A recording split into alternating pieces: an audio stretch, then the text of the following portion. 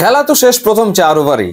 প্রথম 2 ওভারে বাংলাদেশ 2 ওপেনারকে হারিয়েছে। প্রথম ওভারে তানজিদ তামিম তুষার আর ইনসুইঙ্গিং ডেলিভারি বুঝতে পারেনি এবং দ্বিতীয় ওভারে আউট হয়ে গেলেন পারভেজ হোসেন ইমন চামিরার বলে এবং প্রথম 2 ওভারের 12 বলে বাংলাদেশ আসলে কোনো রানই করতে পারেনি, দুইটা মেডেন উইকেট। এর পরের যে 2 ওভার, সেই 2 ওভারে রান এসছে 7, অর্থাৎ প্রথম 4 ওভারে বাংলাদেশ করেছে 7 রান 2 উইকেট হারিয়ে এবং 24 বলের ভেতরে বাংলাদেশ ডট বল খেলেছে 20টা। ম্যাচ তো ওখানেই শেষ। টি-20 ক্রিকেট মাত্র 120 বলের খেলা, এর ভেতরে যদি প্রথম 24 বলের ভেতরে 20টা বল ডট হয় এবং বাংলাদেশ করে 7 রান, সেই ম্যাচ জেতার কি আর উপায় থাকে?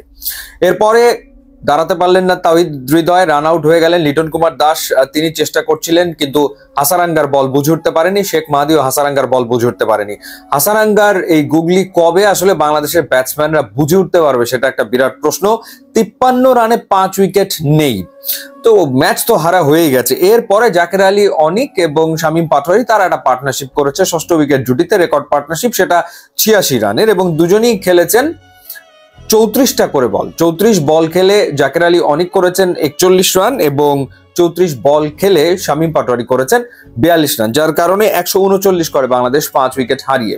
কিন্তু এই উইকেটে এই রান যে যথেষ্ট নয় সেটা তো আসলে বোঝাই যাচ্ছিল এবং বোলিং এ নেমে এক্সট্রা অর্ডিনারি কিছু একটা করার দরকার ছিল, কিন্তু সেটা বাংলাদেশ আসলে করতে পারেনি। মুস্তাফিজ যদিও প্রথম ওভারে একটা উইকেট নিয়েছিলেন ঠিকই, একটা ঝলক দেখিয়েছিলেন মুস্তাফিজ যখন কুশাল মেন্ডিসকে তিনি আউট করলেন, কিন্তু এরপর যে ঘটনাটা ঘটলো সেটা হলো যে কামিল মিশ্রা নামের যে প্লেয়ারটা 46 রানে নট আউট থাকলো, তিনি একটা ক্যাচ দিলেন এবং শেখ মাহাদি সেই ক্যাচটা ফেলে দিলেন শরীফের বলে। তখন এই মিশ্রা ব্যাট করছিলেন মাত্র 1 রানে। এরপরেই তিনি শরীফের বলে একটা ছক্কা মারলেন, পরপর 2টো 4 মারলেন এবং তারপর থেকে তিনি এগ্রেসিভ ব্যাটিং করে গেলেন একেবারে শেষ পর্যন্ত। এর ভেতরে প্রথম নিসাঙ্গা তিনি 50 রান করে আউট হয়েছেন শেখ মাহাদির বলে। প্রথম নিসাঙ্গা বাংলাদেশের বিপক্ষে প্রথম 50 করলেন, দারুণ একটা ইনিংস খেলেছেন, কোনো সন্দেহ নাই। এবং শ্রীলঙ্কা মোটামুটি ওভার প্রতি 10 রান করে তুলে গেল এবং 14.4 ওভারে তারা 140 রানে পৌঁছে গেল।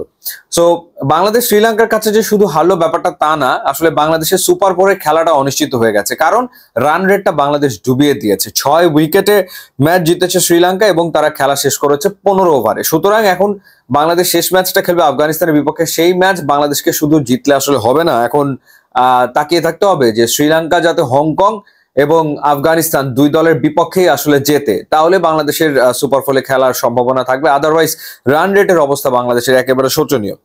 এবং এই ম্যাচে কতগুলো সিদ্ধান্তের ব্যাপার আসলে কেমন যেন ছিল, যেমন তাসকিন আহমেদকে এই ম্যাচে খেলানো হয়নি, শরীফকে এই ম্যাচে প্লেইং 11-এ রাখা হয়েছে এবং শরীফ 3 ওভারে 26 রান দিয়েছেন, কোনো উইকেট তিনি আসলে নিতে পারেননি। তাওহিদ হৃদয়কে এই ম্যাচেও প্লেইং 11-এ রাখা হয়েছে এবং তাওহিদ হৃদয় আস্থার প্রতিদান দিতে পারেনি। রিশাদ হোসেন আগের ম্যাচে এক্সপেন্সিভ ছিলেন, এই ওভারে মাত্র 1 ওভার বল করেছেন এবং 1 ওভার বল করে তিনি 18 রান দিয়ে কোনো উইকেট নেননি। অর্থাৎ বাংলাদেশ না ব্যাটিং এ, না বোলিং এ, না ফিল্ডিং এ কোনো ক্ষেত্রেই ভালো ক্রিকেট তো খেলতেই পারেনি। সত্যিকার অর্থে একেবারে বাজে নিম্নমানের ক্রিকেট খেলার কারণে শ্রীলঙ্কার বিপক্ষে এইরকম ভরাডুবি। ইউটিউব এবং ইনস্টাগ্রাম লিঙ্ক আছে, আপনারা যোগ দিলে খুবই খুশি হবেন। Thanks for watching.